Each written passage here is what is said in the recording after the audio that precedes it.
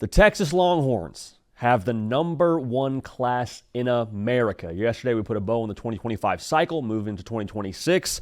But I don't think we should just rush past the fact that Texas finished #1 in America, y'all. #1 in America. What does that mean for Steve Sarkisian? How did this happen? What does it mean for the future of Texas football? Spoiler alert, I think it's a matter of when, not if, Steve Sarkisian and Texas win a national title. We'll unpack that together, but make sure you're subscribed right here. If you're a college football sicko, we talk recruiting. Of course, we talk the games, talk portal. It's college football year-round. We're lucky enough to cover it as such. Make sure you're subscribed so you don't miss a minute. We appreciate you being dialed in. Also, shout out to the Texas faithful that have been subscribed. Have a lot of y'all, so thank you for dialing in. And if you haven't subscribed, no time like the present.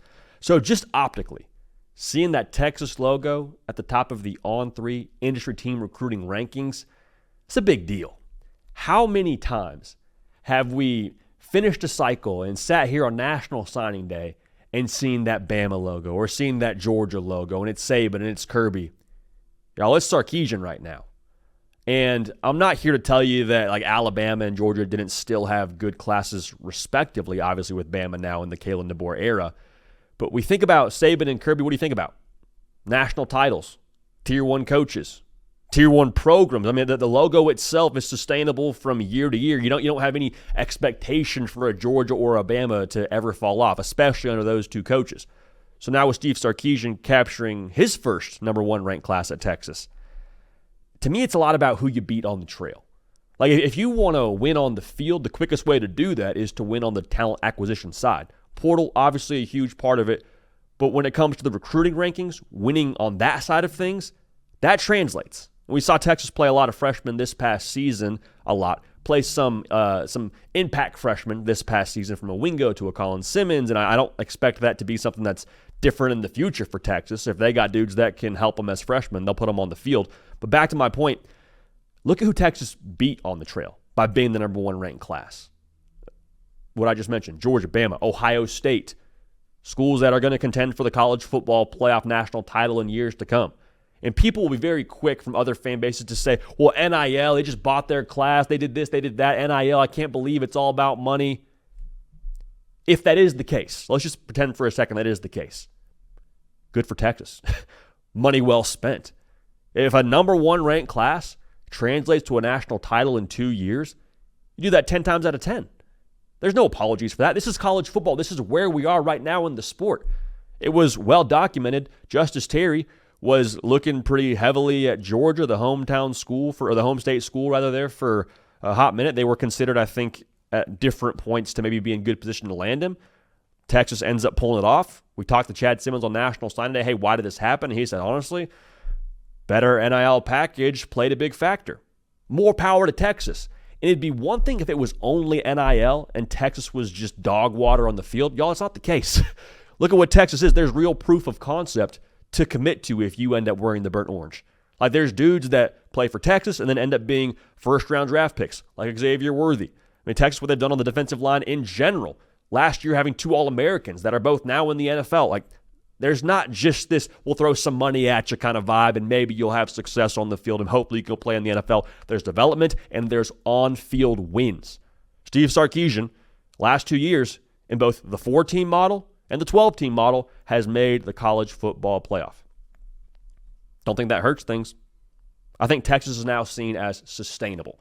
Just like Alabama has been, just like Georgia is, Texas is kind of seen, I think right now, by recruits from what I can gather, in a similar light. Now, they haven't captured the national championships just yet to go with it, but I've told you at the top of this video, I believe they're trending that direction. Now, what's interesting too, Sark is always going to be complimented for what he is offensively, and we've made this point many times on our show, so if I'm repeating myself, thanks for being dialed in. But when it comes to how they've put this roster together, it's been from the inside out. Like it's been trenches outside in. Of course, he's going to have a quarterback. Of course, they'll go land the receivers, and they did this cycle as well.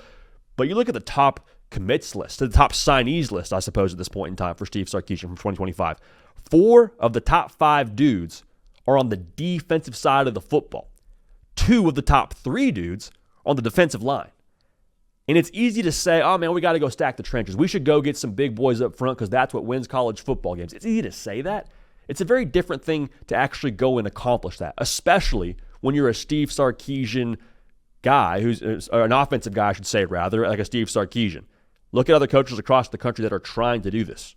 And I'm not having no success, but it's an uphill battle. Lincoln Riley at USC, they're just now starting to have some success with having the proper defensive equipment, if you will. Lane Kiffin is trying to do this via the portal, did a good job last year, but Steve Sarkisian is not just trying to do this. He's done this. It's sustainable. They're continuing to do this. So what I said at the top of this segment, I'll get to now. There's a small group of coaches right now in college football that have yet to win a national title that I believe it's a matter of when, not if. And the reason why I feel this way is you do things at a high level, the elite things that they need to do to win football games at the highest level, it's a matter of time before those proper measures eventually produce the results you want. Like Josh Pate is someone I have a ton of respect for in this industry. When I moved to Nashville and took this job at On3, he was kind enough to chop it up over lunch. And I remember vividly asking him for advice and asking about, hey, what are some, best practices, best advice you have kind of thing. And I remember vividly, he said, you do the right things long enough, eventually the right time finds you. People pitch you this idea of right place, right time. It was fate. It was this, that, and the other. And I think some of that probably has some validity. But ultimately, if you continue to stay the course and do the right things, that right season's going to find Texas. And Steve Sarkisian, you stack number one classes, top three classes, coach at a high level, have a quarterback, have a great staff. Eventually, that right season is going to find Texas. Believe you me. So to close, if you don't think that Steve Sarkisian and Texas have arrived yet, newsflash, the number one ranked class, 2 playoff appearances, they have very much so arrived. Now, are they going to kick in the door and win the national title? I think it's going to happen. Win remains to be seen. But I think we should all be very much so on the lookout for that national title to end up in Austin sooner rather than later. Subscribe to the channel. Cato on the ones and twos, doing everything you see here. For myself, JD PicKell, we appreciate y'all. We love y'all. Going to keep this party rolling. We will see y'all next time.